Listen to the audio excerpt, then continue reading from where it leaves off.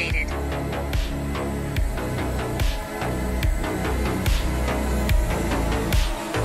Yan guys. So mukhang okay naman po.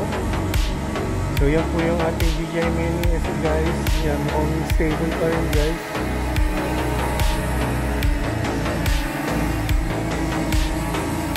So steady pa rin siya. Ay, medyo gumagalaw-galaw.